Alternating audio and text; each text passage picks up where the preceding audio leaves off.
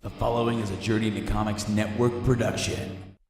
What's up, everybody? Welcome to the Best of the Journey into Comics Network, Episode 3, featuring the best of the podcast featured on the network for the week of October 23rd. I am Brando, one of the hosts here on the Journey into Comics Network, and I welcome you to this best of format, which we've been doing for a couple of episodes now, which basically dips your toe into a little bit of everything that we have to offer here on the network. And this week is especially special for you this week because this features the debut of a new show for the network. The show is called Brews With Dudes, and it is pretty much a spin-off of a spin-off. I said earlier today that I kind of feel like an 80s sitcom where we begat a podcast, and that podcast begat a podcast, and I just wonder if Brews With Dudes will begat another podcast. Well, sit tight, sit back, and enjoy some of the best that we had to offer this week on the Journey into Comics Network. See you later, guys. Ladies and gentlemen, you're listening to Journey into Comics. So let's go ahead and get the Flash talk out of the way. I like that old time rock and roll. Oh man, that was a beautiful post cold open, which was dark as fuck. Let me just shake a dude to death in an elevator. Oh. Yeah. Kilgore. Yeah, do you guys want to know something really fucking weird? I'm going to tangent just for a second, but I swear it's so... Definitely, this is the best place to talk about it. Yesterday, which is 2 days ago for people who are listening to this on the release day, Walk Among Us played Detroit. You guys are aware of that. I have not... Hell yeah. I didn't really recount to you guys anything that's happened yet, but it's actually quite interesting. So while the drive was pretty normal, there was nothing too unnatural. It was like a 3-hour and 50-some-odd minute drive to the venue. And we got there right at load-in and whatever. But here's the weird thing. Multiple times yesterday, I had huge CW references happening. And here's what I mean. I, yesterday at random, grabbed a shirt as soon as I got up, threw it on. I just so happened to put my Arrow shirt on. So I was like, oh, cool, it's a CW day. Ha, ha, ha. Veronica and I are in the truck. We're driving to Detroit. We stop to get fuel. We stop at a Culver's to get food. There is a... it's not a PT Cruiser. I can't think of what this car is.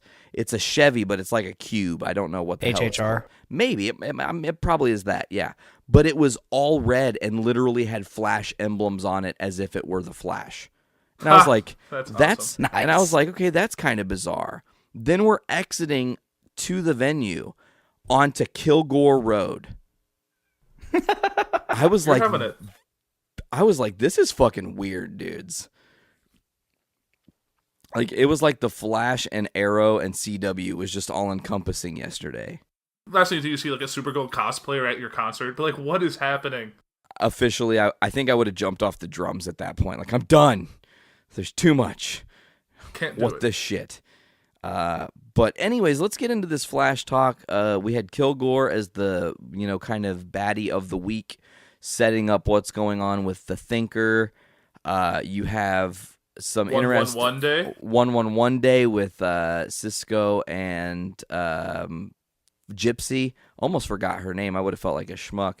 You've got some interesting going ons with Caitlin and her inability to control Killer Frost. Iris stuff. Iris and Barry stuff, which was very interesting. Couples therapy. Mm-hmm. So let's kick it over to AP first. What do you think on this episode? What were some things that stuck out to you? I still loved the breakfast scene. It reminded me a lot of season 1, like when you just rush in and grab coffee and like leave money. So I was like, oh, look at that, he's doing it again. But like did all during a flip of a pancake. Yeah, just to kind of like really showcase how much faster he is. Oh, and then the him watching Game of Thrones at like 10,000 like frames a second.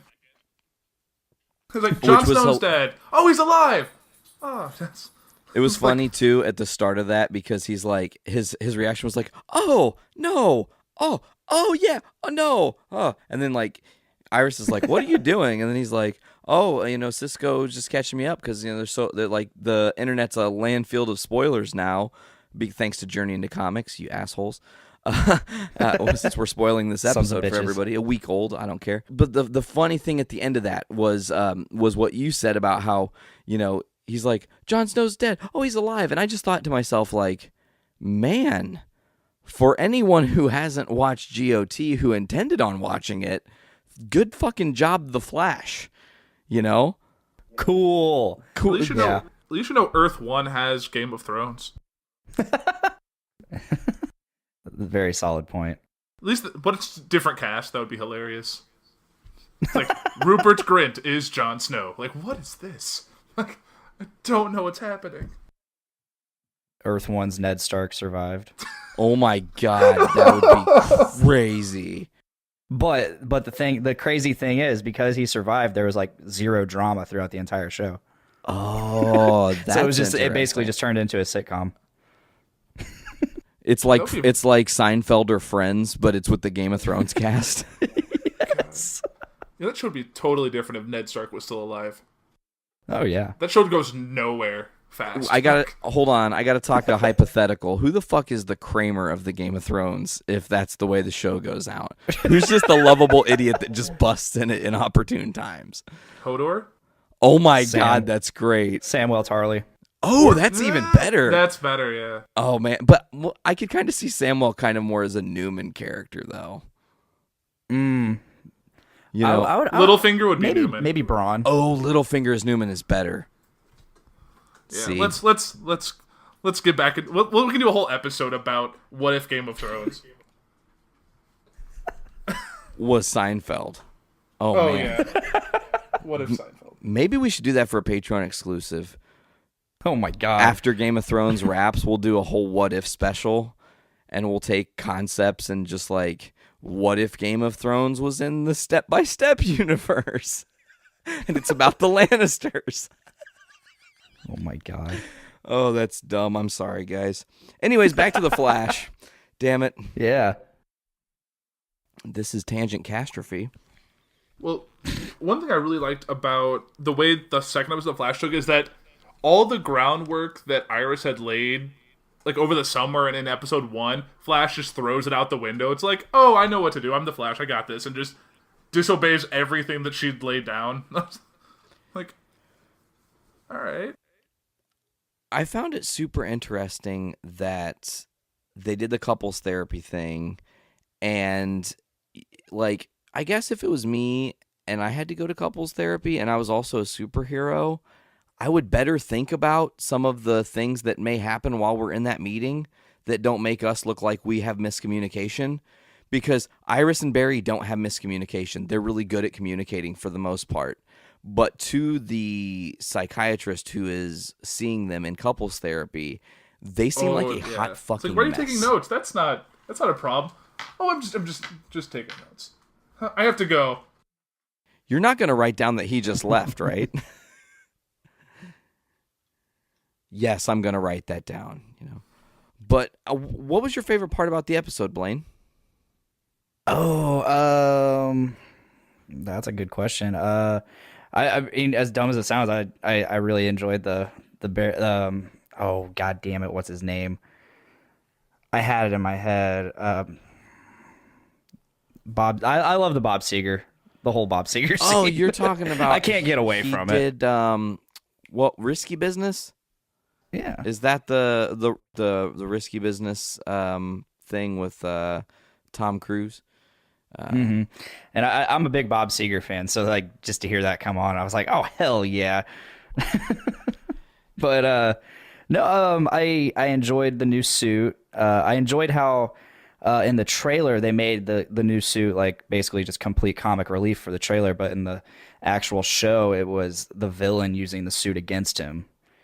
Yeah, it made for an interesting thing because the Flash has mostly operated without having too much tech. I mean, he obviously has some tech, but his high speed is the most important thing.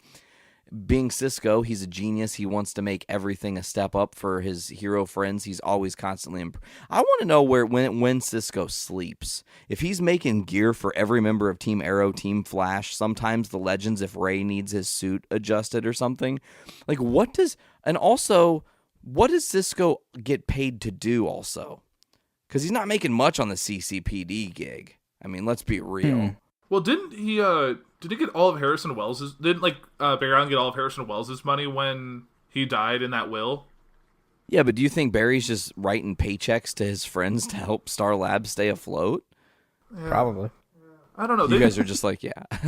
Yeah, it's hard. I just love how Cisco keeps mentioning, I love having a satellite. Yeah. Having my own satellite. I love the whole thing with, and it's like, take all of the tech out of the suit. Like, that's, but I think that was my favorite villain that we've had in a while, just because I really liked, it's an interesting ability, and the whole thing that he's not tied to the accelerator explosion. Yeah, which is good because they had, they kind of teased this last season that there were possibly metas that had been created not because of the particle accelerator exploding, and some well, how can that be?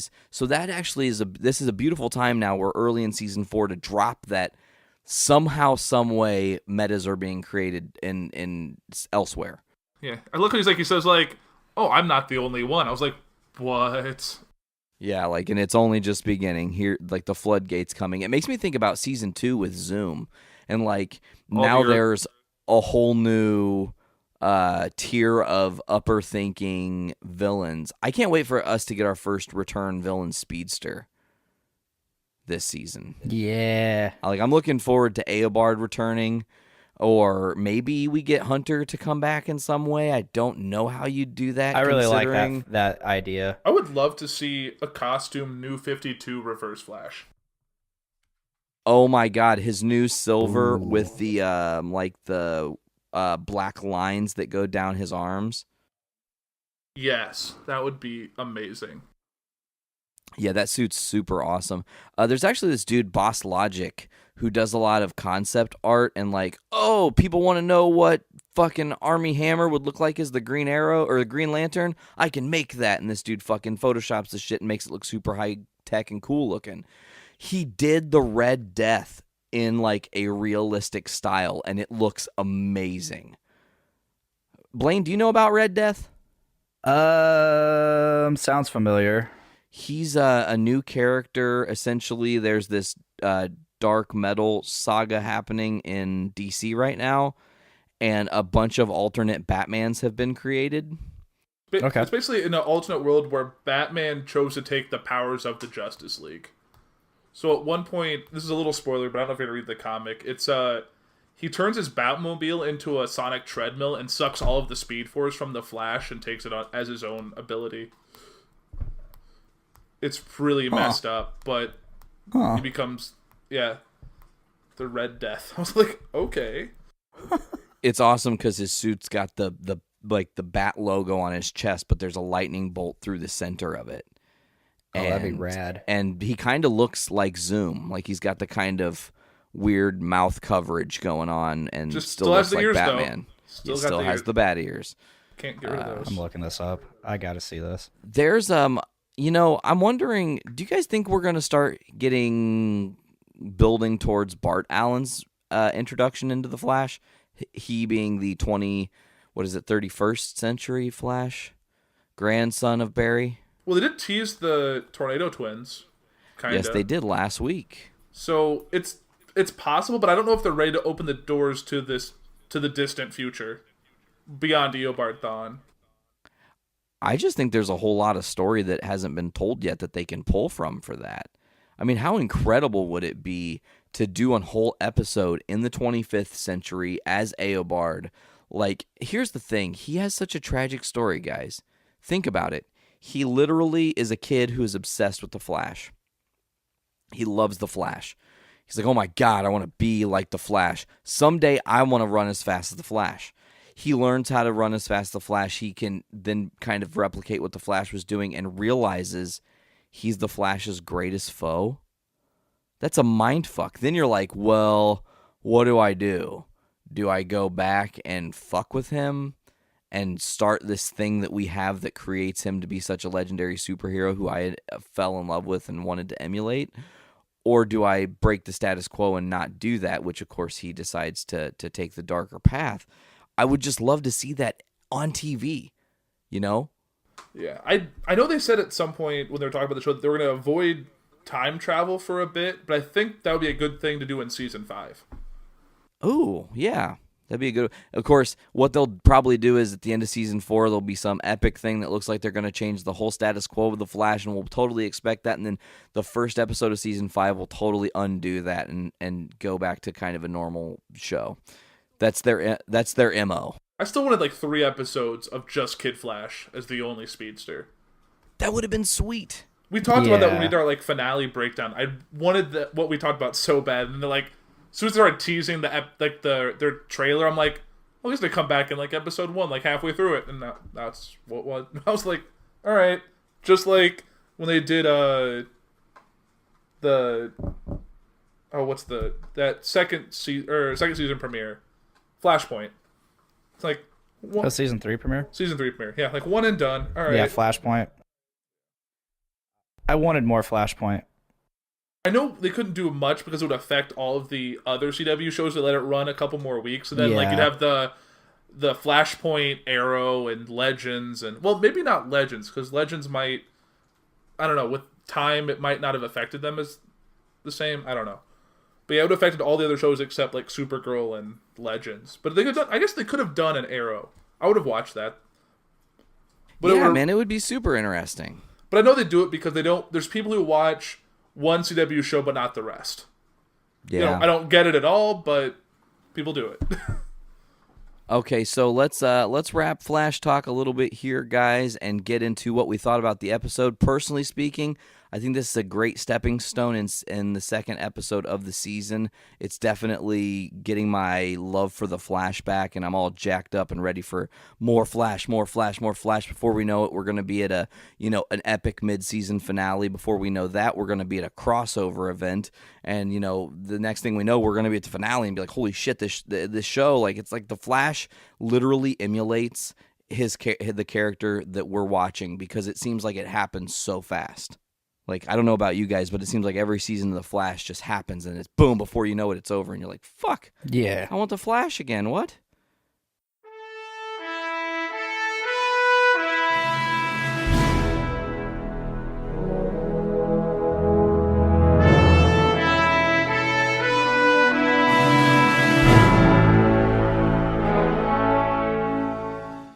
Good evening, ladies and gentlemen, and welcome to another episode of the Puhr Report. I am your host, Andrew Puhr, and I want to thank you for joining me. It also came out last week that Bush and Obama on Thursday both gave separate speech that kind of came out to denounce Trump. Now, I have the article here. I kind of want to read it because I think both of their speeches, both for different things, both kind of echoed similar sentiments. So I'm going to pull it up here. Because Obama appeared at a rally for Democrat Ralph Norton, who's running for Virginia's governor's race, and then George W. Bush separately was at a George W. Bush Institute event. So I'm going to kind of read some of the quotes I have from this article, which is from the Washington Post. Here's what Obama said. He said, "You'll notice I haven't been commenting on politics a lot lately, but here's one thing I know. If you have to win a campaign by dividing people, you're not going to be able to govern. You won't be able to unite them later if that's how you start. We've got folks who are deliberately trying to make folks angry, to demonize people who have different ideas, to get the base all riled up because it provides a short-term tactical advantage." Which seems very directed at Trump and how he won the 2016 election. George Bush, in his own speech, said, "Bigotry seems emboldened. Our politics seem more vulnerable to conspiracy theories and outright fabrication. We've seen nationalism distorted into nativism, forgetting the dynamism that immigration has always brought to America. We see a fading confidence in the value of free markets and international trade, forgetting that conflict, instability, and poverty follow in the wake of protectionism. We have seen the return of isolationist sentiments, forgetting that American security is directly threatened by the chaos and despair of distant places, where threats such as terrorism, infectious disease, criminal gangs, and drug trafficking tend to emerge. In all these ways, we need to recall and recover our own identity. And one thing that the article also goes to mention is that noticeably both men choose the word cruel to describe the state of our politics. Obama said, "Why are we deliberately trying to misunderstand each other and be cruel to each other and put down each other? That's not who we are." And Bush said, "We have seen our discourse degraded by casual cruelty.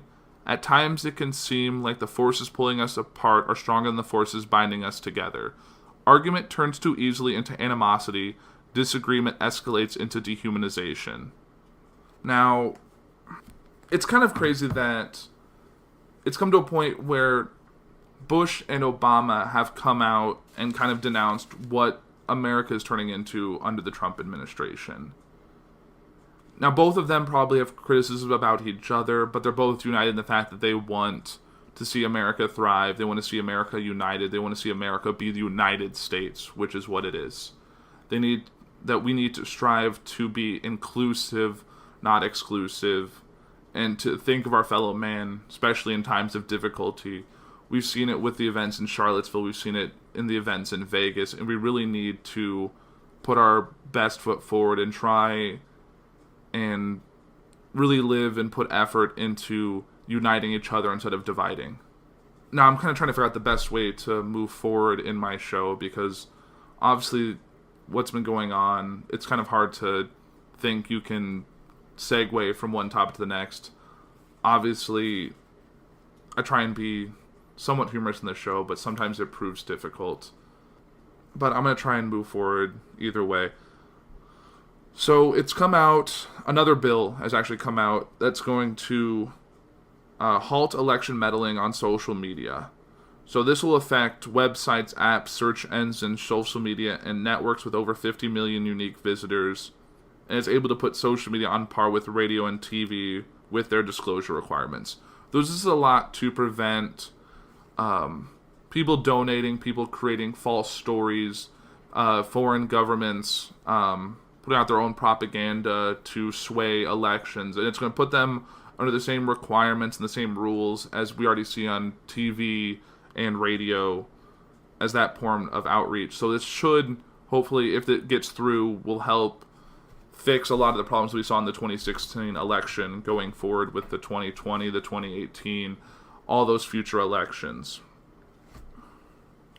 Now, one thing that Trump has routinely criticized is the fake news and this mainstream media putting out articles that aren't well researched, that are negative towards him. And one news organization that he always seems to praise is Fox News. Now, Fox News put out a recent article that wasn't well researched, and they kind of got duped by it. So, what the article originally said was that a military hero who's a retired Vietnam veteran, very well decorated, was creating a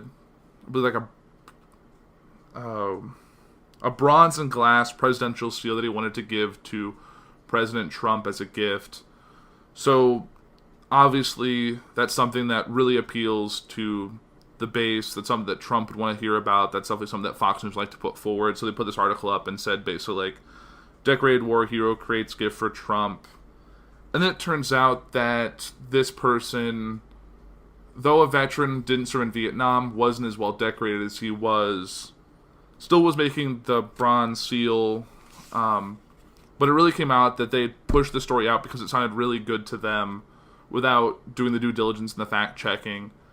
And if this was, say, something that was negative against Trump, and all the articles were put out by a different news organization like CNN or Huffington Post or MSNBC or one of those other news organizations, and they had to go out and say that was untrue, Trump would have pounced on that and really gone all out. But when this happens, they did a quick retraction, a quick statement, no word from Trump about it. So it kind of shows the dichotomy of almost like in Trump's administration, Fox News can do no wrong, and every other news organization is fake and are spreading lies and just trying to discredit them any way he can. And it's kind of ridiculous. News organizations do make mistakes, and they need to correct them. But they're all doing the best they can. They're reporting. They're getting their own facts. They're searching out the truth, and they're sharing the truth with the people. And that's just their job. That's the job of the news, to give people like us access to things we wouldn't know about otherwise. So I think that's something that... It's good that this happened. It's good that Fox had a misstep. It gets them off the pedestal that they've been put on by the Trump administration and by Donald Trump praising them constantly. It kind of knocked them down a little bit. And it kind of allows us to see that Fox News and these news organizations that Trump values are fallible, which I think is what we need moving forward.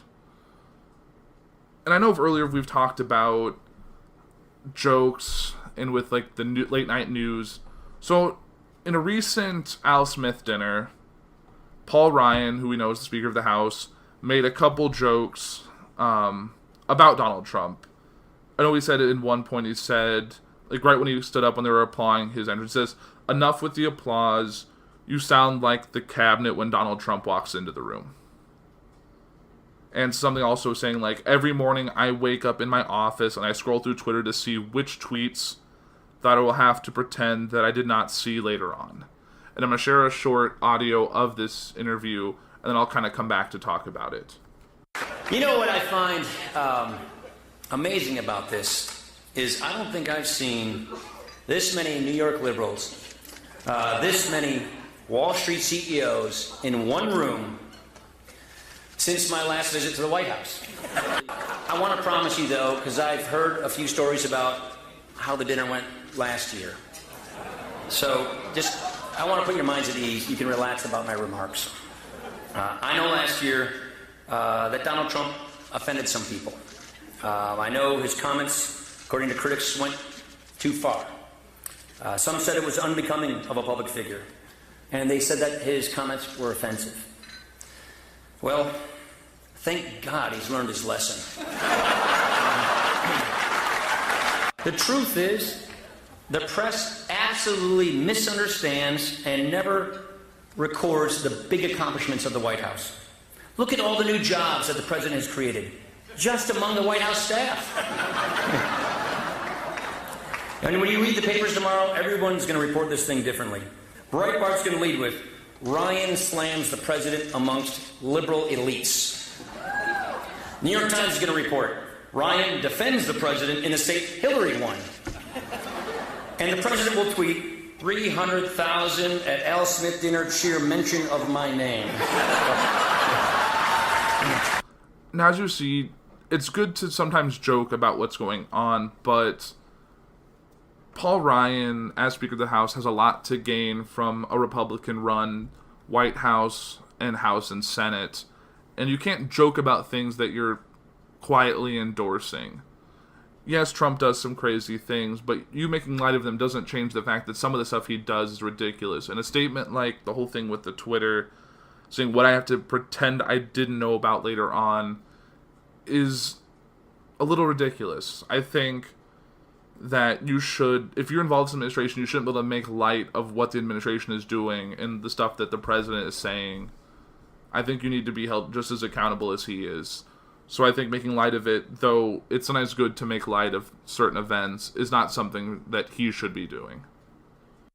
Red meat, we crave sustenance. Guys, we are not invading my aunt.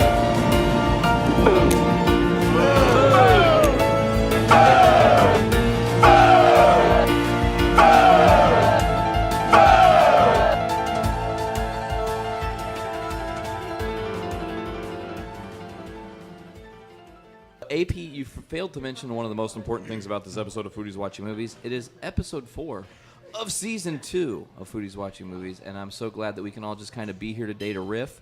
I kind of just want this to be an experience of eating and being together. We're all together as the network. This doesn't typically happen. There are conversations that are going to just kind of be happening, so if you're having a conversation and you want it to be a part of what we're doing, please feel free to speak. Just be mindful if other people are trying to do that too. Save your thoughts, but I want to know you guys, because really this is interesting to have you two together so much today. It's like a poor dick day of doom or something. The poor dick day. The poor dick day. Oh. I think that It's like every day a poor dick day, right? I know so much about AP and the food. Oh, you totally hold the mic. Shit, why are you not doing that? That just makes even more sense. Man, see, this is why Sarah. Okay, turn the mic. No, you're gonna break it, bro. Turn the microphone itself. I got this. The physical microphone. You're breaking it worse, Blaine. What are you doing? Turn it. Oh my gosh. Thank you. This is not. I think we just got the best of clip for this week on this show. Dick and Poor can't figure out the microphone. It'll be around that. Yeah, the mic cable should be good. Make sure it's pushed in. Yeah. Is it kind of giving resist? Oh, it's locked in.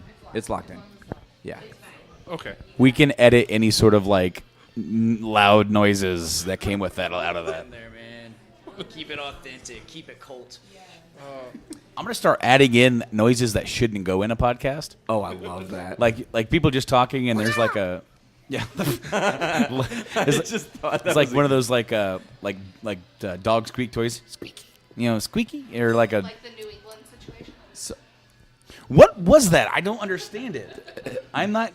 I was there, but I don't understand It what was that so was. weird. We were trying to record Butt Stuff podcast on my board, and there was radio frequencies, and they were talking about the New England. That's right. What was it? Okay, I remember now. Situation? I did a 2-hour podcast since then, so my brain is like completely scrambled. A little bit. That's okay. I was doing production of the podcasts while you were podcasting, which was awesome. I was like helping them with cards and feeding them donuts, not like mouth feeding. I handed them the donut. Just take a bite. He fanned us with big leaves. I probably could have if there were big leaves to have been fanning. I mean, I wouldn't. That's even funnier. Fanning them with bay leaves. Oh goodness. What I think is funny is that this is our first show that's been recorded that's not been at your residence. It's actually the first podcast we've done on the network that's not been for a con recorded outside of any of our residents. So that's pretty special. And it's so cool that Christos was super nice. And, Mike Norris showing up to the podcast. Holy cannoli. Seats there for you, my friend Areno. Unless, you know what? Let's do this. Do you guys want to switch? Or are you good sitting across from Mike caddy corner? Does it need to be? Are you guys? I don't think it really like.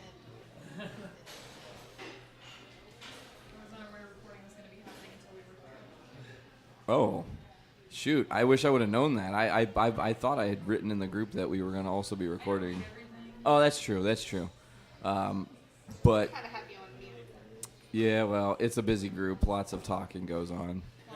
Is that the one thing when you like flames? So many. Did flamers. you choose that? I always wanted to ask you. Did you set that on the group? As that's the default? I set that because I wanted everything to be fire. Yeah. I remember that. I was like, can we please change this? No. Because it was I didn't want to change the fire. I wanted to change to something other than the thumbs up. Yeah. And I just thought, I don't know. It just sounds so the thumbs up is just so condescending. It is. It's just like thumbs up all the time. Hey. It's like cool. My dad. It's like cool. Read your message. Don't really have a real response for you. Bye. Warning. Podcastrophe imminent.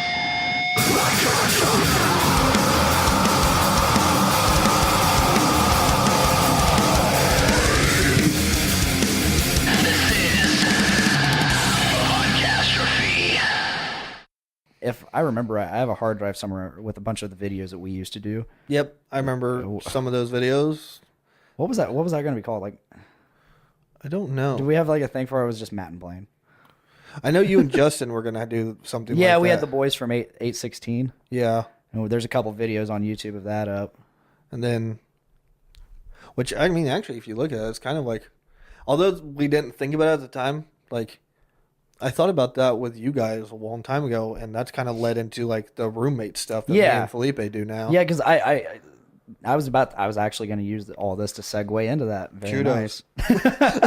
But yeah, so you have your YouTube channel, Yes, I do. Inator Zim, good old YouTube. Please channel. tell me about this Inator thing. Okay, so well, My cousin. Let's travel back to high school. Yeah, this is a high school thing, and Halo 3 was the big deal, and nobody wanted to pay for the Xbox Live subscription, so everybody just kept making new email addresses to get the free month.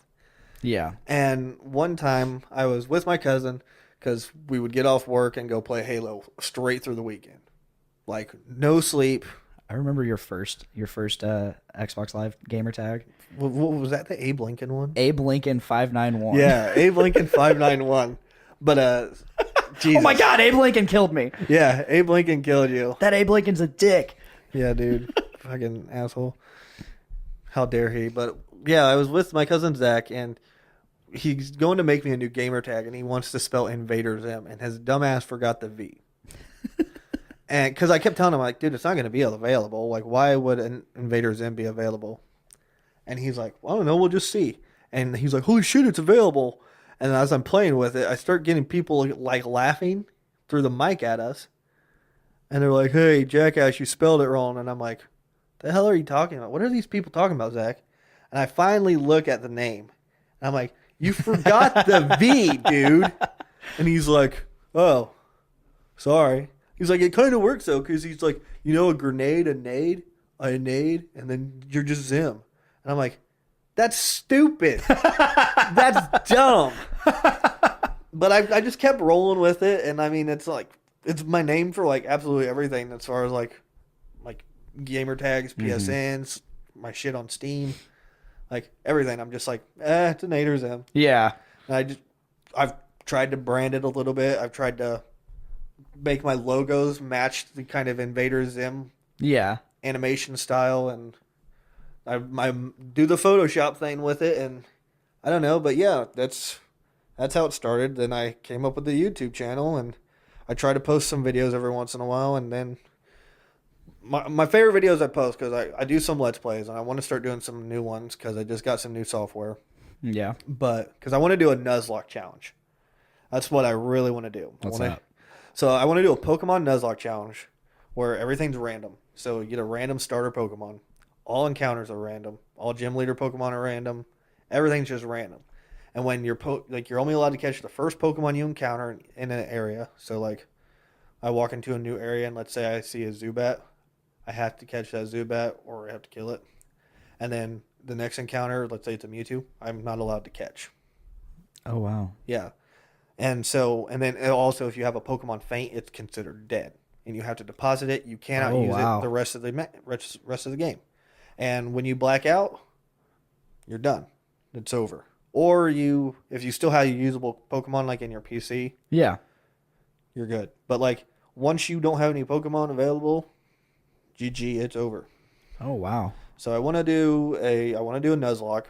Now is this through like some kind of like it's through an emulator. Okay. Like I have an emulator on for several Pokemon games, and but I think I'm gonna try it on Crystal. I was about to ask which generation you're gonna go with. I'm a Generation 1 boy. That's where you and I started. Yeah, because you had red version, I think. I had yellow. I started with yellow and silver at the same time. Oh, did you? I thought you had red. No. Andy had red. Andy had red. I had blue version, and then you had yellow. And then I remember I had both gold and silver. That's the nice thing about being an only child. Your parents are like, oh yeah, take both. So, but I'm probably gonna do it with either Gen 1, Gen 2.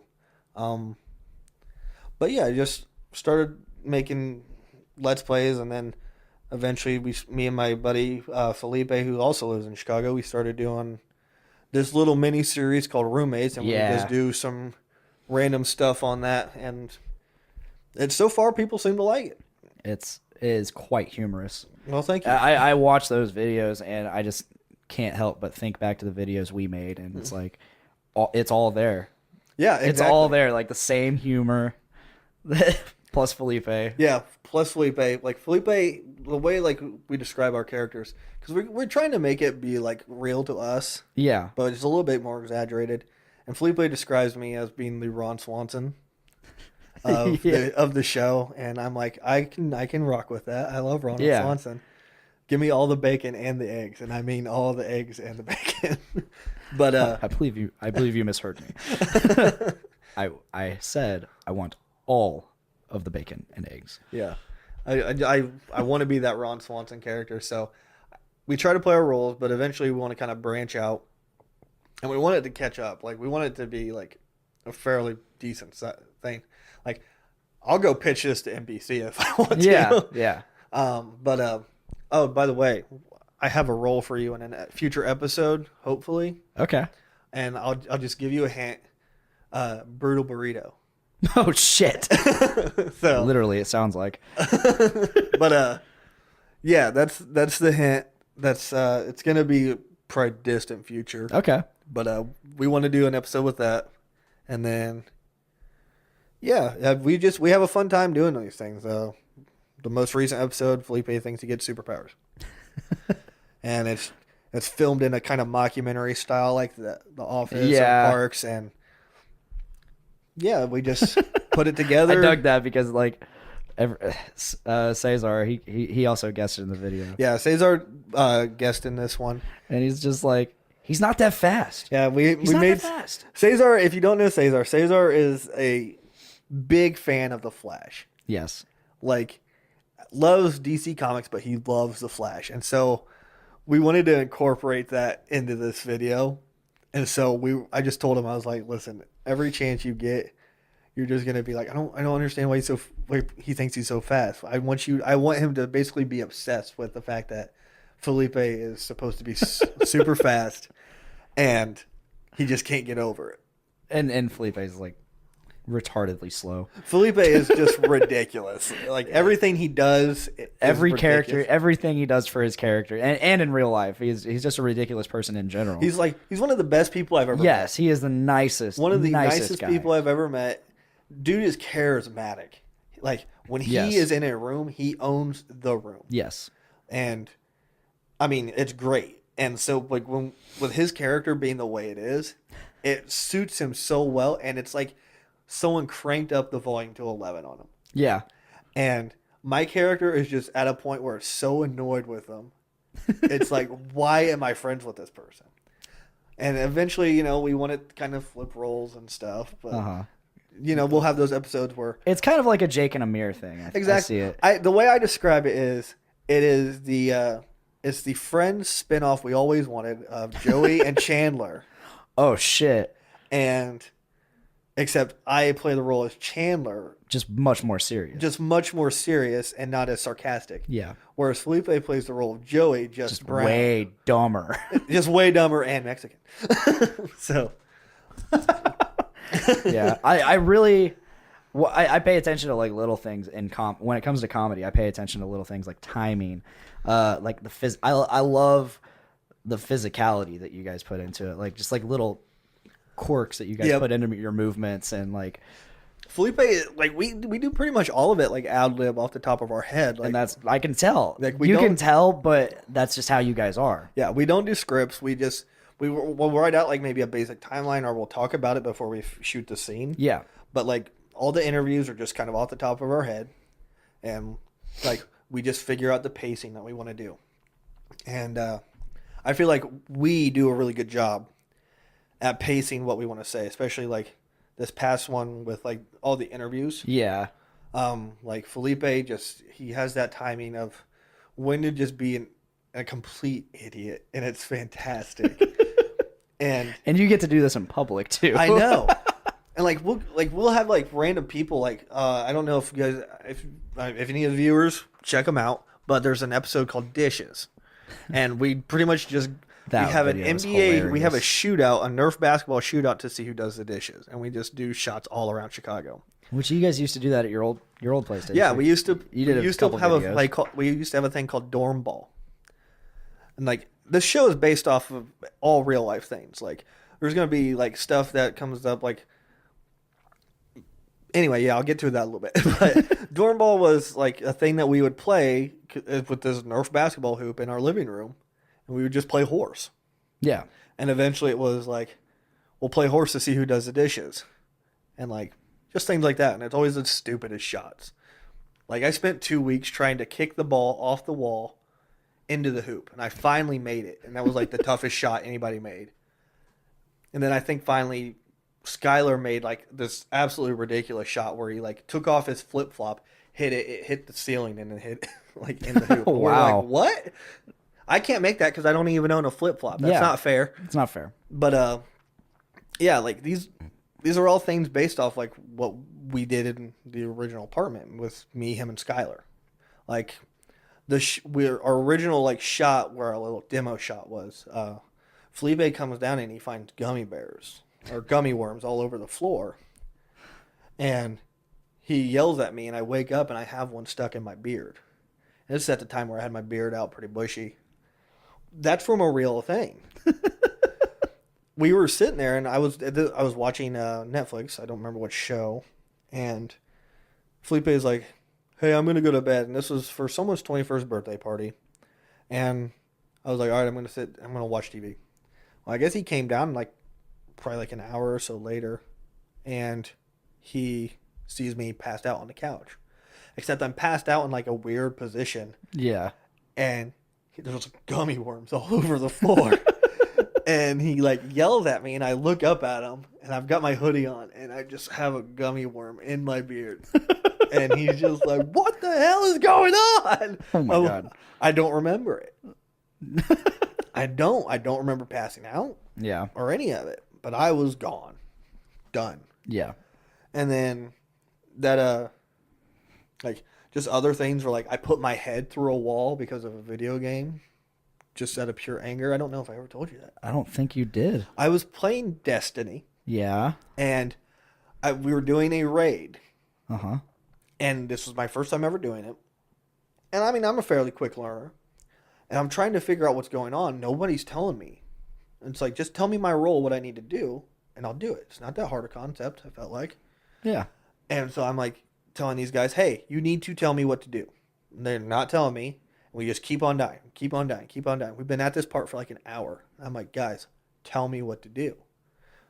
Finally, after I snapped, they told me what to do. But it was too late, and I grabbed the closet door, and I just ran my head through it.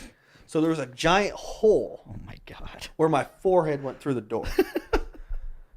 And yeah, it's just stuff like that. But we try to like base everything on like real things that like roommates would have trouble with. Uh-huh. Or like things that we had, while we were roommates. And then we want to expand, we want to bring our friends into it. Yeah. We want to bring our friends from back home like Cesar. We want more guest appearances. Oh, definitely. And then we have friends up in Chicago that we'd like to bring into it as well. So we're hoping it continues to be pretty well received by the people that watch it. Hopefully more people watch it. And then we can just keep on growing, keep on building. Yeah. And that's the goal. I was going to say, do you want this to become a full-time thing? It'd be nice. I mean, yeah, like course. I have a lot of things I want to do. Yeah. I'm not a one-trick pony when it comes to this is what I want for a career. I have a lot of stuff I want to do. And one of the things I want to do is I want to write. I want to write like books. I want to write shows. I want to write movies. Like this is a passion of mine. Yeah. Like I'm working on a book right now. Not very far on it because I'm one of those people that's a perfectionist, and every time I see it, I'm like, I can do better. Yeah. So I always restart, which is not good. Don't do that. If you're a writer, just write and then edit when you're done. Don't exactly. edit while doing it. But so I'm currently writing a book, and then I work on these episodes, try to come up with ideas. And again, we don't really write scripts for them though. But I would eventually like to kind of write longer episodes. Because our current episode lengths, they generally range between like 3 to 5 minutes. Some have been a little bit longer. Yeah. But I would like eventually for them to become like, maybe 15, 20 minutes. Something like that. That'd be really cool. Especially if they're entertaining throughout the entire episode. Yeah, exactly.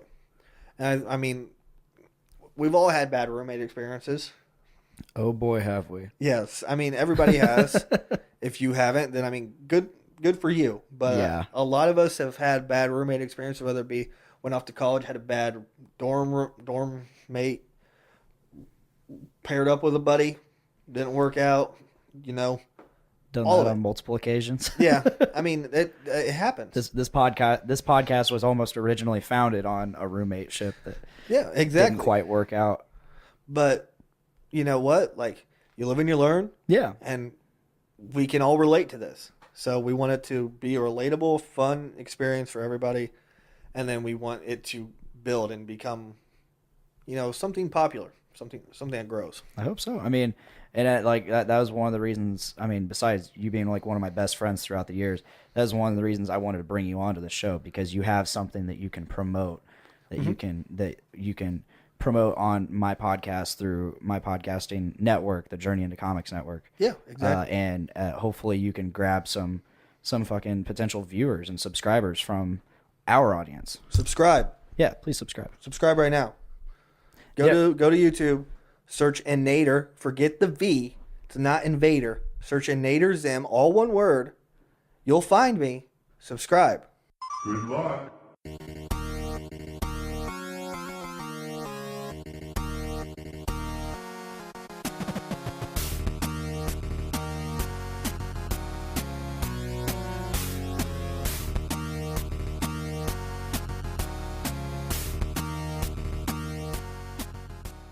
Hey, everybody. Welcome to the Game Addicts Podcast, the show where we talk about the modern and retro video games we play and collect. I'm your host, Brando. Joining me here today, sitting in as this podcast player, too, is a good friend, Sarah Van Landingham. Did I say that right?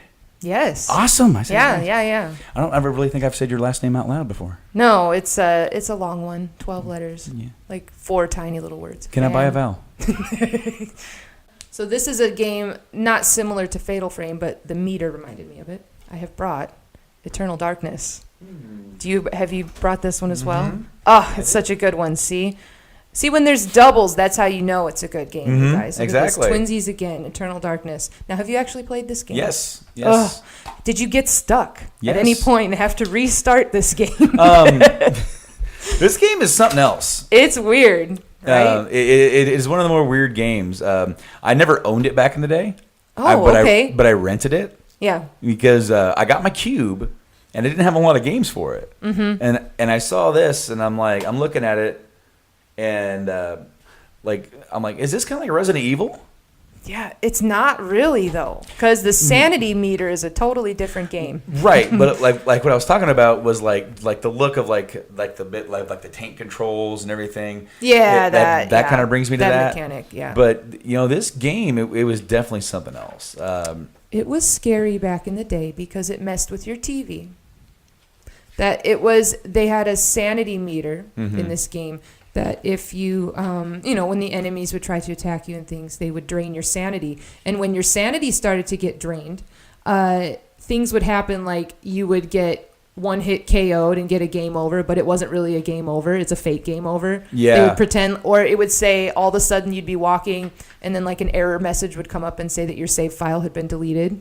But it was like the actual message. Like it was not like, a fake one. Like they used like the actual screen that usually would happen if you were going to have something like that happen. Exactly.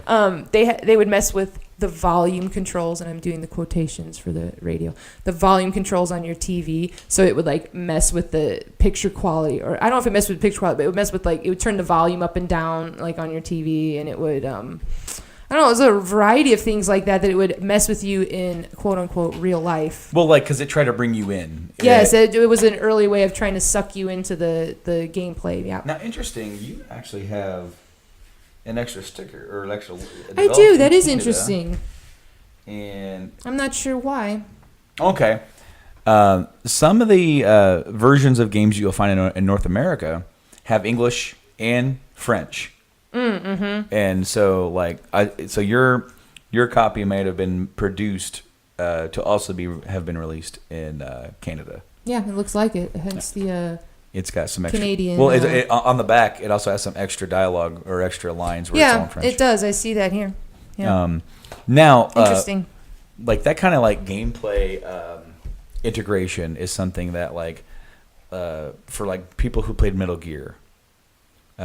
Like that reminded me of that, but take it to like another level. Because so you're playing Metal Gear and you're playing and you're fighting the boss, or no, it's actually even before you get to the boss. He's all like, you know, the dude's reading your memory card and he's like, "You like Castlevania, don't you?" And you're like, "What?" And then he's like, he's making your controller rumble. Yeah. And then when you're fighting him, you have to switch the character slot to slot 2. Yeah. Because he can predict your input if it's in slot 1. And if you're on the cube version of that game, you have to go through all 4 of those damn things. Yep.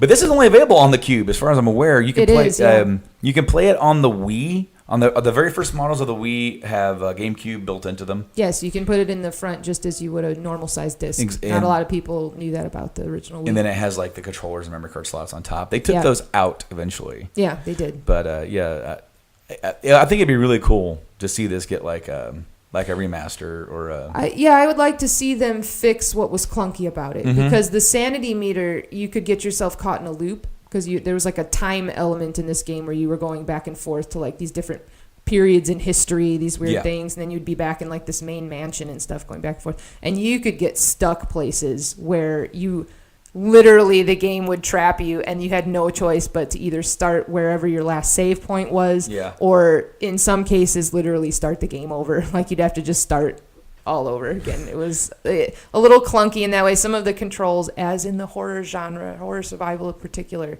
are clunky. But I would love to see it. They do that on purpose.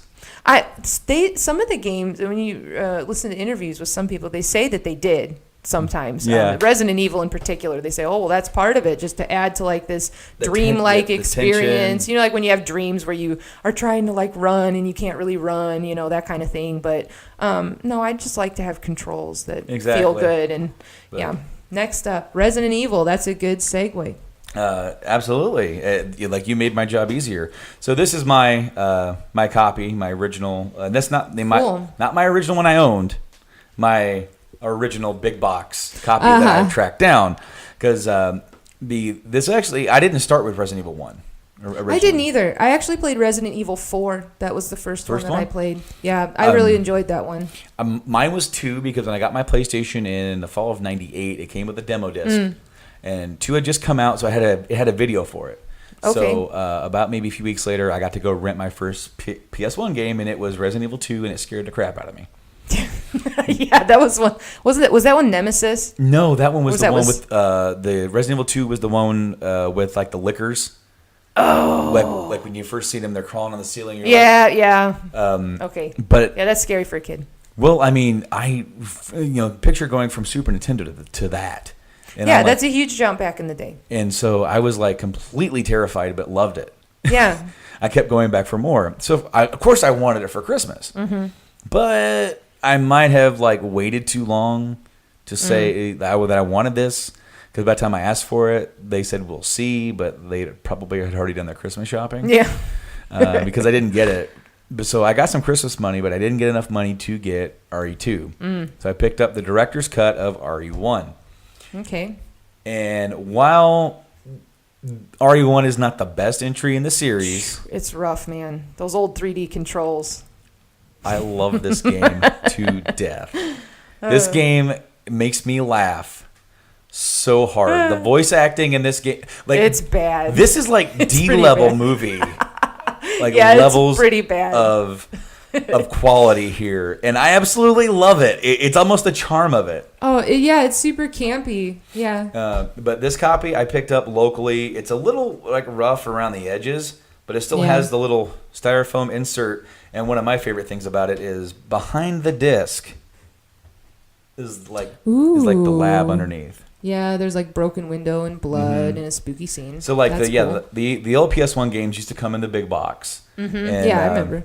Like the same as like the Saturn, but the selling quality, bigger on the shelf, as it were. Well, the Saturn ones were basically just a really big CD case. Yeah, it was like a big jewel case. And they actually went to that for PlayStation to save money, because these are like more plastic.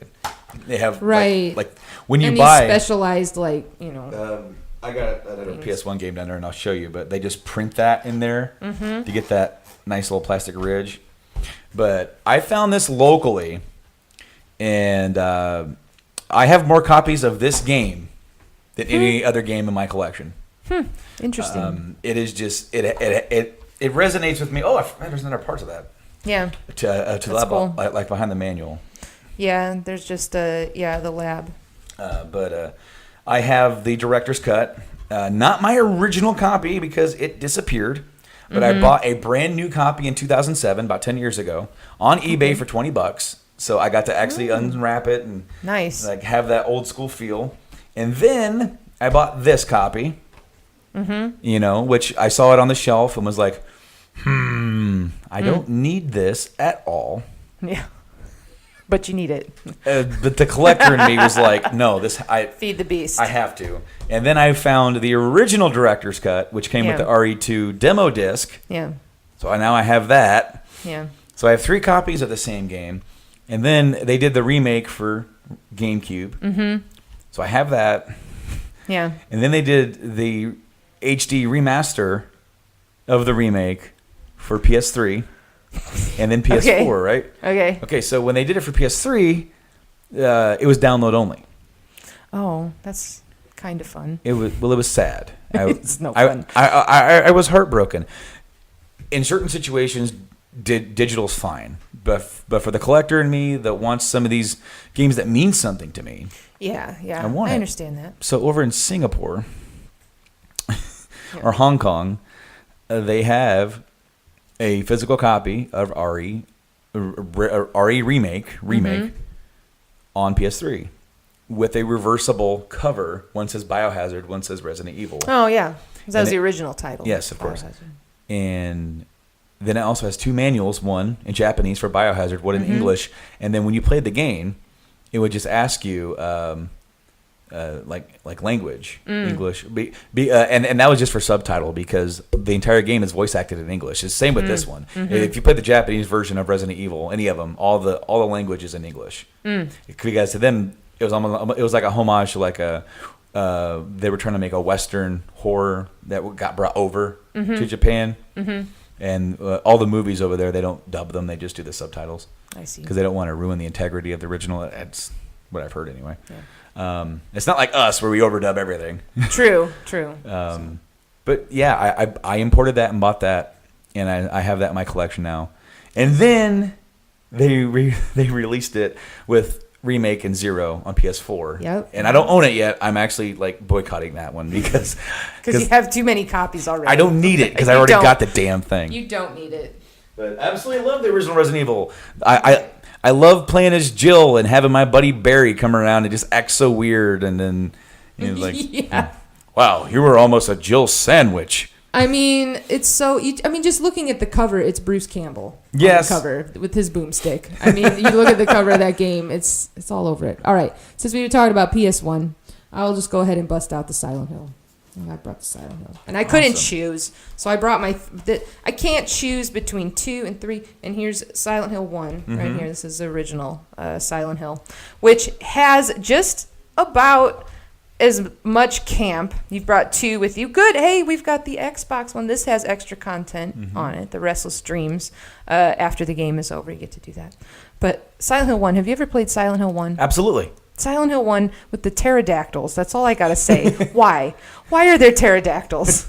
I don't know. Nobody knows. But this game, if you want an interesting thing, this has one of the best game endings in history that you can find. The dog ending to a game.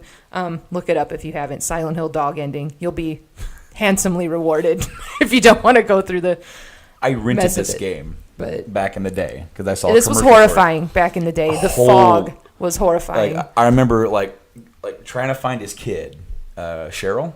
Yeah. And you end up going down like the alleyway. Yeah. And like the controls were wonky, reminiscent of a Resident Evil. Not they had quite. the old 3D style where you turn around in a circle rather than actually moving. And then the camera was sort of like kind of weird places, but then with the alleyway, it was like following you, and I was like. And the fog, they did such a good job back in the day. That was a hard thing to put in a video game. Water and fog and anything like that. And that was like a character in itself in the original Silent Hill was that fog. That was and then the ambiance of you walking through the fog, all the music. Yeah. And then you go into the alleyway and then the siren hits. And it goes dark, and that scared the shit out of me. Yeah. Oh, so good. And Silent Hill 2, same.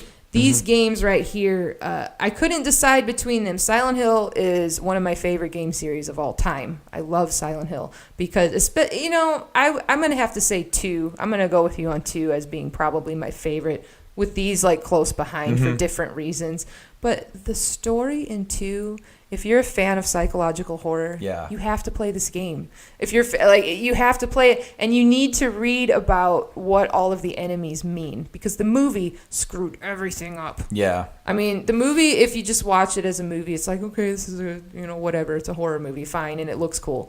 But they took stuff from 1, 2, and 3 and just smushed it all up into some story that makes no sense. Okay, Pyramid Head had no business being in that movie at all. No. Pyramid Head, if you want to get a taste of the psychological stuff, Pyramid Head is actually a manifestation of the guilt of the main character in Silent Hill 2. And I don't want to say too much because I don't want to spoil the game for anybody who hasn't played it. Even though it's old, spoilers are old on this one. They're available in HD. I want to say 2 and 3 are available in HD for PS3 and 360. I want to say that you can find them for download. I don't quote me on that. I know they're in physical copy. I've danced around getting them. You can get the original Silent Hill on the PS1 Classics on PS3. I know you can get that one. And on the Vita. And then they did announce PS1 Classics were coming to PS4 at some point. Oh, so I don't know if all of them are coming that are already up there, because there's a difference between the PS3 store and PS4 store, and it has to do with licensing. It has to do with sort of like how what's the right word I'm looking for, royalties.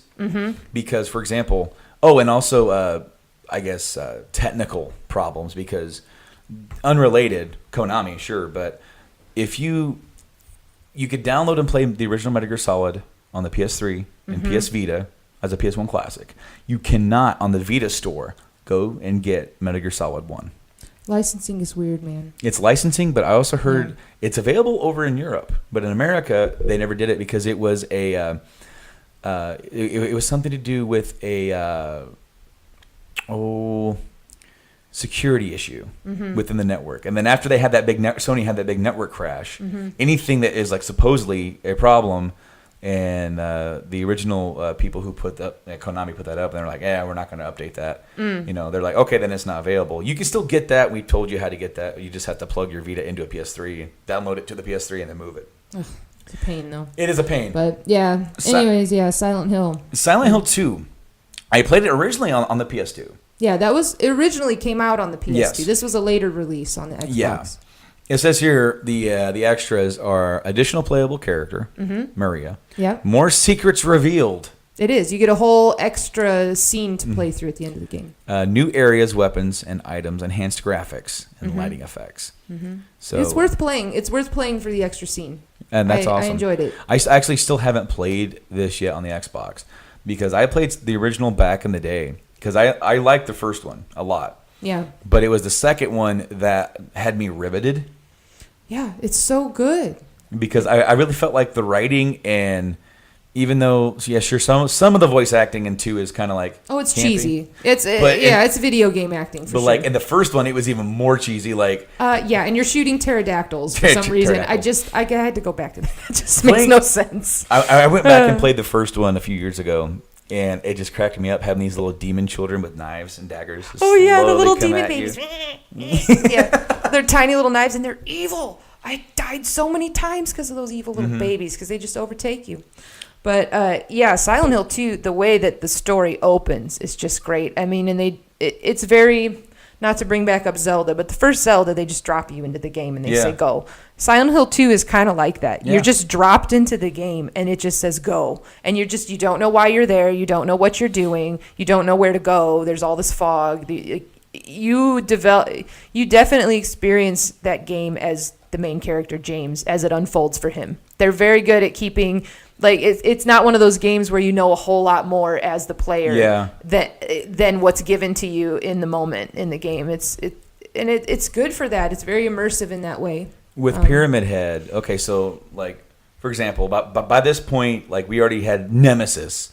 And he was this big monster chasing you all around. Can't kill him. Yeah, very bombastic. Very jump scary. Right. This is not like that. No, this is horrifying. You hear that knife scraping, and you're like, oh my God, where is it? He's nearby. And you can't kill him. No. You can't until the end, but that's different. But like, I just remember like you like being like so careful walking around and like trying to like peek around. And without Toonies, like one of the first battles you have, you're just locked in a room.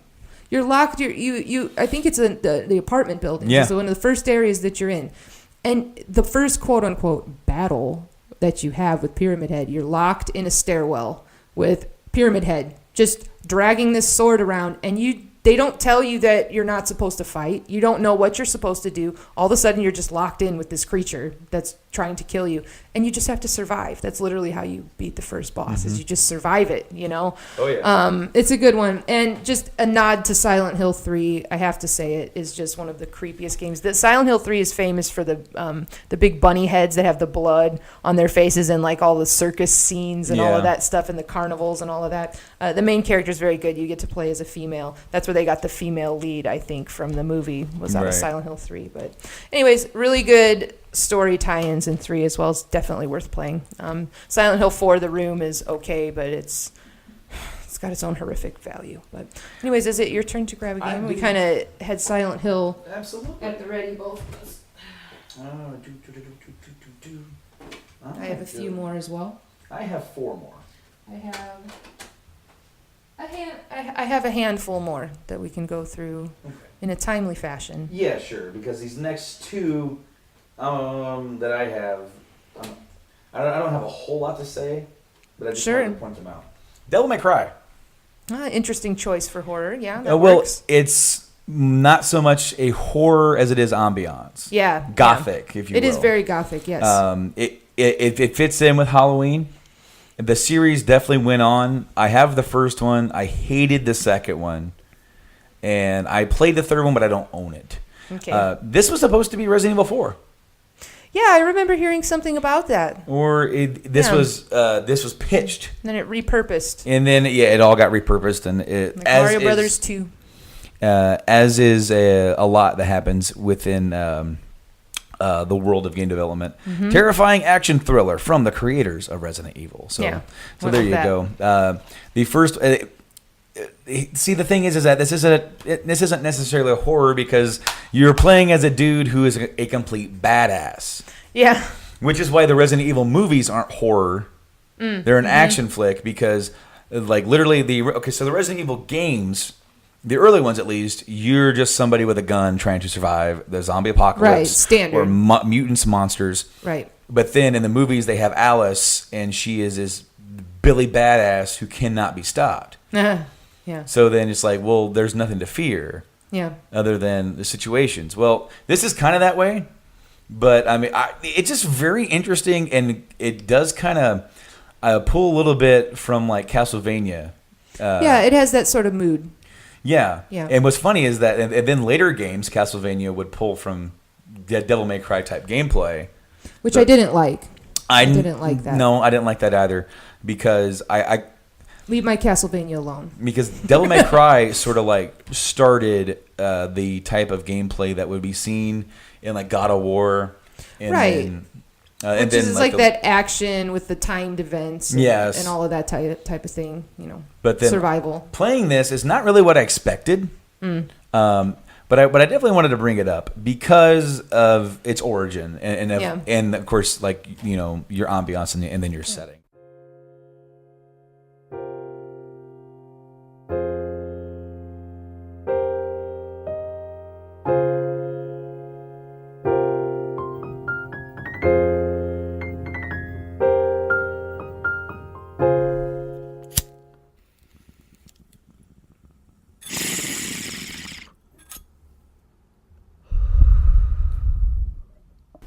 Welcome to Butt Stuff, guys. I'm Kate. I'm Joanna. That funny story I was going to tell you. Oh my gosh, yes. Okay. She fucking teased me with this story. I sent her a text to tell her I was on my way, and she's like, okay, I have a funny story to tell you on the podcast. I was like, okay. And then she started to tell me while we were getting ready, and then she's like, but you're not going to hear the end of it until... And I'm like, are you fucking kidding me? I just like to tease Caitlin. Ugh, you're the worst. Okay, carry on. Okay. So you know how when I text you, please tell me right before you're coming over. I'm that was why. I'm Okay, very yes. adamant about, I need to know when you're on your way. Yeah. Because I was masturbating. So Obviously. I really wanted to know if you were heading this way or not. Because that could get really awkward really fast. Yeah. I might come out mad, if you came at the wrong time. Or if I just didn't come If at you all. didn't come at the right time. So I was watching all these fucking videos and I couldn't hear any of them. I had the fucking sound all the way up. Couldn't figure out what the fuck was going on. And then I closed out of it and I saw that I got a text from you that you were leaving. And I was like, what the fuck? Why didn't I hear that? Because my notifications were on too. And I realized that I had my Bluetooth headphones connected and they were downstairs. Uh-oh. Mike was near them, and thank God he did not pick them up. So I had disconnected the Bluetooth, and all was well, but I felt so stupid because I was clicking out of all these videos just furious that none of them had sound. So now I have to Did go you try back and turn your volume up? Yes. Mine says headphones when I do that. Mine does not. That's actually hilarious. And plus, on my phone, it doesn't bring it up if I'm watching stuff. Mine does. So. Patty. So anyway, that was my funny story. It was worth the wait. All right, y'all. We're going to watch this movie. Yep. Oh my gosh. Why did you put the controller so far away? We have already been through this. I just had Okay, we're prepared now. Okay, we're doing this. Oh shit. Not one of those movies. Do we have subtitles? That isn't important. Oh, good. We do, because it's on Netflix and it remembers your preferences. Yeah, but Mike doesn't like it on, so if he gets on, they're off.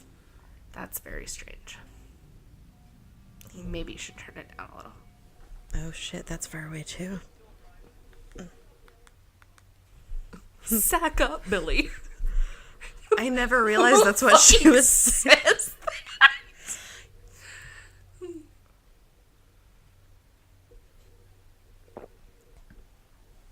I've always thought that these,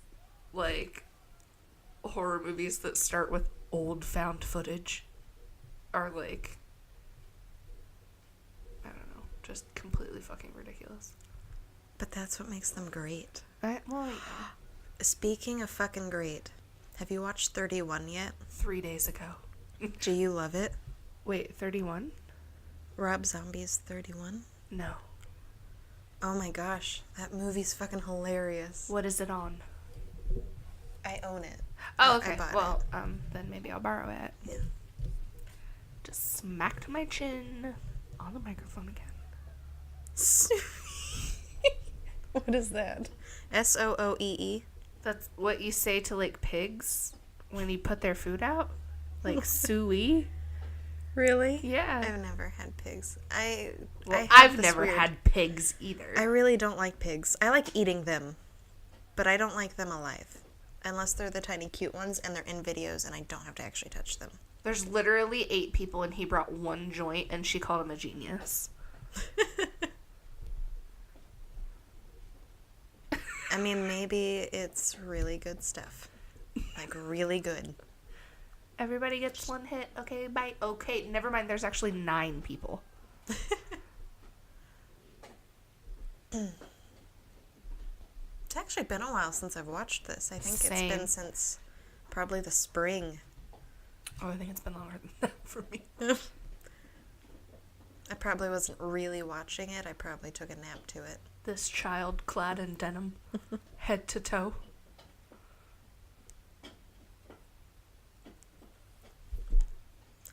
I can really hear Padfoot chewing on that horn. I know. He's so loud. He's literally had this same horn thing for weeks. Yeah. And it's it still looks almost new. It's got scratch marks in it from his teeth, but it's not any smaller. Yeah, and he chews on it nonstop, as you might can be. probably hear. That'll probably be the entire show. Have fun. Beers in the back, you guys. Duh. They don't even look 21. At all. They look so small. They are small. Small. Small college kids. Hey, college kids. Brush clearing thing. He's like listing off all of the things that they end up getting killed. Sorry, spoilers.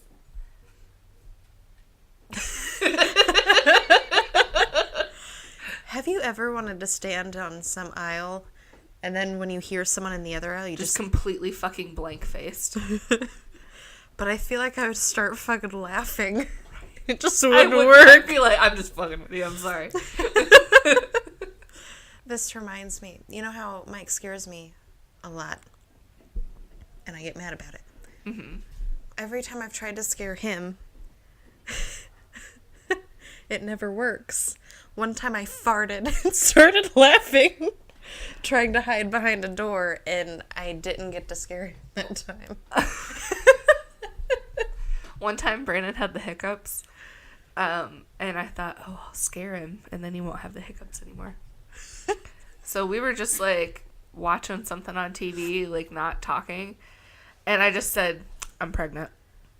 And he looked at me and he said, what?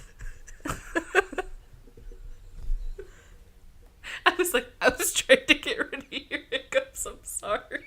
Good afternoon, good morning, good evening, good fourth meal. I'm not sure when you're listening to this. My name is Nick. I am a dude, and we're going to drink some brews.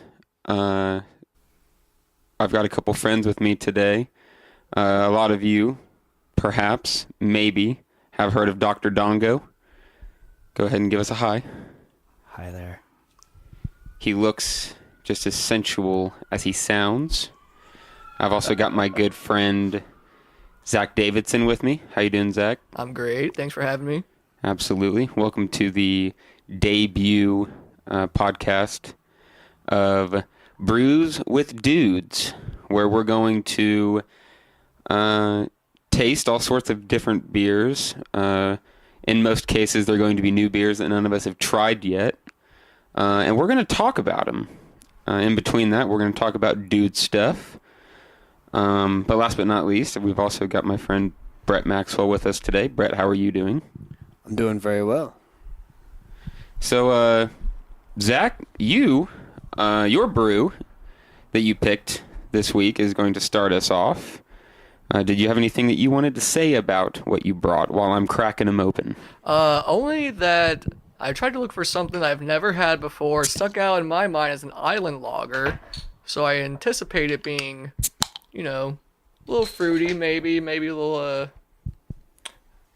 I don't know, honestly. And that's the whole excitement of it. I don't know what to expect. I can tell, seeing it now, it's very pale, and it looks very good. Smells nice and crisp. Little orange peel, maybe? I don't know. You guys are so good at this. I'm such an amateur at this beer thing. At the beer thing, at least. Yeah. Maybe not the podcast thing. Oh, You've been doing good so far. Hey, thank you. Thank you. That's part of the fun, I think, that we're going to try to get into is we're going to have people who know how to, quote, talk about beer and people who don't. Sorry. We're just going to try to find fun ways to describe things. Yeah, so. I'm very excited for that because, like, I don't know much about it, and it's a nice learning experience. I love Every taste is a learning experience. Oh, yeah, true. I love how formal you guys are talking, like... It's going to devolve as we drink more beer. Yes. It is very light. That is very light. This is Kona Brewing Company's Longboard Island Lager.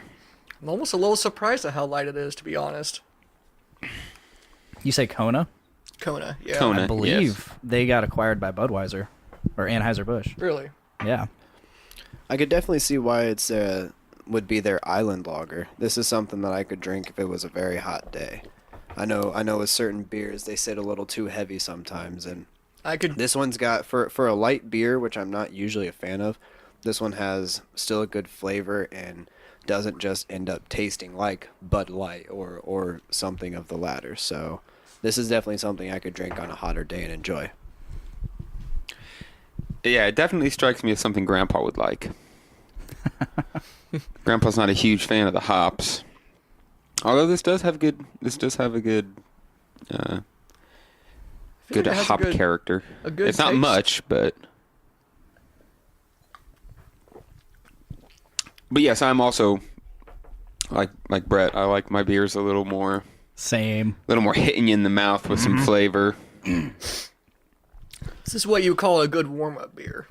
Which is exactly what it is. So the format that we're going with the show and how we're tasting the beers is we ask every dude to bring a brew, and then we're going to try all the different ones that everyone brings. So this is one that Zach brought. I believe I brought some Revolution, the anti-hero. And then I also brought a Bomber, which is going to be like our finale, the 18th Street Hunter Coffee. I'm really excited about that. And then Brad's yours was from Stone, but I don't quite remember what you exactly it was. The one I brought, it's actually a limited release by Stone. It just hit the shelves maybe a week or two ago. I've got a coworker that really follows it, and he told me about it and said it came out finally. It's called Vengeful Spirit IPA. It's brewed with pineapple and mandarin, and I'm very excited to try it. That sounds amazing. I'm really into the juicy. Seems to be too descriptive. It's definitely still a really strong beer, but that very fruity forward. You're definitely very tasty and to enjoy all the time. I've not had many beers from Stone, but the last couple that I've had have been very pleasant. So it looks like we are grinding to a halt on the first beer. So we're gonna go refill the glasses, give them a quick wash. I think it's anti-hero time, if I'm not mistaken. So Dr. Dongo. Hey. What's been going on in your world? You're really pushing the Podcastrophe. You've been doing quite a few. Podcastrophe's been a blast. Basically, I like this last weekend, I recorded 2 episodes. That's what I mean. Just pushing ahead, just knocking them out. Yeah, it's been so much fun. Like this last weekend, I got to have my longtime friend Matt Wilcox on the show. That will appear this coming week. By the time this is out, it'll probably already be out there. But I was very excited to get him on there because he's got a new YouTube series that he's been doing up in Chicago, which is fantastic because him and I used to do videos together, and I see all of that in his videos, like all the stuff we used to do, and it's just like it's all still there, like the style of humor and all that, and it's great. That's nice. So and then the next day we had the entire Journey into Comics Network podcast bonanza, whatever you want to call it. The family fun day. Yes, the family fun day. Sunday fun day. Yeah, I saw the family portrait. That was nice. You had the horns up naturally. Oh, of course. Yeah, I've always loved helping out with. Yeah, you've been on a few of my episodes. On the Podcastrophe. We're gonna have to do another one here soon, I think. Oh yes. What's gonna be the? We always seem to have a fun, like halfway serious topic. Like, like something we plan on, and then the rest is just chaos. Talking about all that remains. Like we're gonna do some shit talking, but at the same time we're gonna talk about how we actually like them. Do you want to? I got an idea. So August Burns Red just came out with a new album. I saw. We are both fans. We're big fans. Would you like to review it? We should. We totally should. I'm down. I like that it so idea. far. I like it a lot. So it's already out. Yes, Oh, I've had it for I think 2 weeks now. Oh wow, so it's okay. So I'm missing on this one. I sent you a song earlier. You did. You were admittedly running just a couple minutes late, and I was telling the guys, I'm like, it's ridiculous that Dick can send me August Burns Red videos, but while he's driving, like he should be here. I was listening to that song. I'm like, holy shit, Nick will love this song. Frost, was Yes. that it? Something like that? Yeah, which turns out it actually it's already a single too. So I didn't even know that. Maybe we'll have to pop that on here after we're done recording. Oh yes. So we've got we popped open the Revolution Brewing Anti-Hero IPA. I'm liking the artwork on the can. It's just a big fist. And it looks like they are parachuting down giant hops. And there's a hop general. Like it's a guy in a general's kind of outfit, except his head is a hop cone. Nice. The parachuting hops kind of look like the bombs that they. Good afternoon, good morning, good evening, good fourth meal. I'm not sure when you're listening to this. My name is Nick. I am a dude, and we're gonna drink some brews. I've got a couple friends with me today. A lot of you, perhaps, maybe, have heard of Dr. Dongo. Go ahead and give us a hi. Hi there. He looks just as sensual as he sounds. I've also got my good friend Zach Davidson with me. How you doing, Zach? I'm great. Thanks for having me. Absolutely. Welcome to the debut podcast of Brews with Dudes, where we're going to taste all sorts of different beers. In most cases, they're going to be new beers that none of us have tried yet. And we're going to talk about them. In between that, we're going to talk about dude stuff. But last but not least, we've also got my friend Brett Maxwell with us today. Brett, how are you doing? I'm doing very well. So, Zach, your brew that you picked this week is going to start us off. Did you have anything that you wanted to say about what you brought while I'm cracking them open? Only that I tried to look for something I've never had before. It stuck out in my mind as an island lager, so I anticipate it being, a little fruity, maybe a little, I don't know, honestly. And that's the whole excitement of it. I don't know what to expect. I can tell, seeing it now, it's very pale, and it looks very good. Smells nice and crisp. Little orange peel, maybe? I don't know. You guys are so good at this. I'm such an amateur at this beer thing. At the beer thing, at least. Yeah. Maybe not the podcast thing. Oh, You've been doing good so far. Hey, thank you. Thank you. That's part of the fun, I think, that we're going to try to get into is we're going to have people who know how to, quote, talk about beer and people who don't. Sorry. We're just going to try to find fun ways to describe things. Yeah, So. I'm very excited for that because I don't know much about it, and it's a nice learning experience. I love Every taste is a learning experience. Oh yeah, true. I love how formal you guys are talking. It's going to devolve as we drink more beer. Yes. It is very light. That is very light. This is Kona Brewing Company's Longboard Island Lager. I'm almost a little surprised at how light it is, to be honest. You say Kona? Kona, yeah. Kona, I believe yes. they got acquired by Budweiser or Anheuser-Busch. Really? Yeah. I could definitely see why it's would be their island lager. This is something that I could drink if it was a very hot day. I know with certain beers they sit a little too heavy sometimes, and this one's got for a light beer, which I'm not usually a fan of.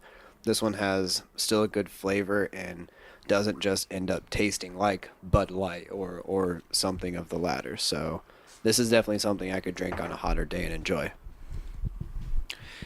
Yeah, it definitely strikes me as something Grandpa would like. Grandpa's not a huge fan of the hops. Although this does have a good hop character. A good it's not taste. much, but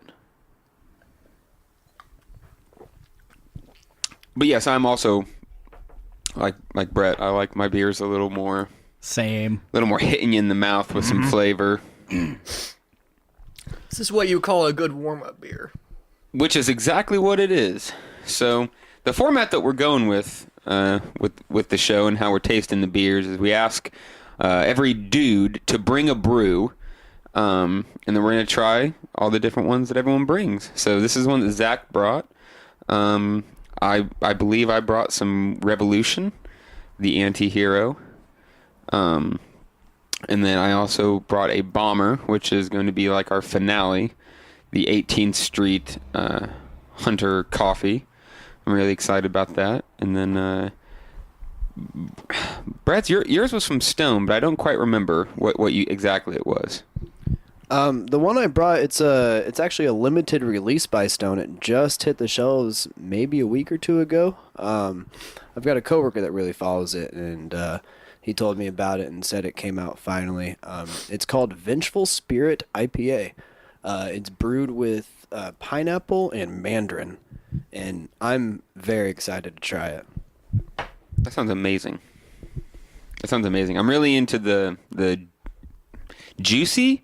Seems to be too descriptive. It's definitely still a really strong beer, but that very fruity forward. You're definitely very tasty and to enjoy all the time. I've not had many beers from Stone, but the last couple that I've had have been very pleasant. So it looks like we are grinding to a halt on the first beer. So we're gonna go refill the glasses, give them a quick wash. I think it's anti-hero time, if I'm not mistaken. So Dr. Dongo. Hey. What's been going on in your world? You're really pushing the Podcastrophe. You've been doing quite a few. Podcastrophe's been a blast. Basically, I like this last weekend I recorded 2 episodes. That's what I mean. Just pushing ahead, just knocking them out. Yeah, it's been so much fun. Like this last weekend, I got to have my longtime friend Matt Wilcox on the show. That will appear this coming week. By the time this is out, it'll probably already be out there. But I was very excited to get him on there because he's got a new YouTube series that he's been doing up in Chicago, which is fantastic because him and I used to do videos together, and I see all of that in his videos, like all the stuff we used to do, and it's just like it's all still there, like the style of humor and all that, and it's great. That's nice. So and then the next day we had the entire Journey into Comics Network podcast bonanza, whatever you want to call it. The family fun day. Yes, the family fun day. Sunday fun day. Yeah, I saw the family portrait. That was nice. You had the horns up naturally. Oh, of course. Yeah, I've always loved helping out with. Yeah, you've been on a few of my episodes. On the Podcastrophe. We're gonna have to do another one here soon, I think. Oh yes. What's gonna be the? We always seem to have a fun, like halfway serious topic. Like something we plan on, and then the rest is just chaos. Talking about all that remains. Like we're we're gonna do some shit talking, but at the same time we're gonna talk about how we actually like them. Do you want to? I got an idea. So August Burns Red just came out with a new album. I saw. We are both fans. We're big fans. Would you like to review it? We should. We totally should. I'm down. I like it so far. I like it a lot. So it's already out? Yes. I've had it for, I think, 2 weeks now. Oh, wow. So it's... Okay. So I'm missing on this one. I sent you a song earlier. You did. You were admittedly running just a couple minutes late, and I was telling the guys, I'm like, it's ridiculous that Dick can send me August Burns Red videos, but while he's driving, like, he should be here. Yeah. I was listening to that song. I'm like, holy shit, Nick will love this song. Frost? Was that it? Something like that? Yeah. Which turns out it's already a single too, so I didn't even know that. Maybe we'll have to pop that on here after we're done recording. Oh yes. So we've got we popped open the Revolution Brewing Anti-Hero IPA. I'm liking the artwork on the can. It's just a big fist. and it looks like they are parachuting down giant hops. Oh, and there's a hop general, like it's a guy in a general's kind of outfit, except his head is a hop cone.